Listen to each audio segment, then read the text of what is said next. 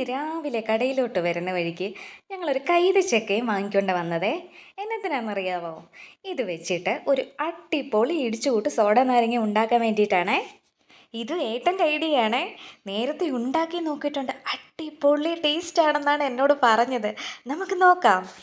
ആദ്യം തന്നെ നമുക്ക് നല്ല പോലെ പഴുത്ത കൈതച്ചക്ക എടുത്ത് ഇതുപോലെ തൊലിയൊക്കെ ചെത്തി വൃത്തിയാക്കി ചെറിയ ചെറിയ പീസായി കട്ട് ചെയ്തെടുത്ത് ഒരു ഗ്ലാസ്സിലേക്കിട്ട് നല്ലവണ്ണം അങ്ങ് മിക്സ് ചെയ്യണം.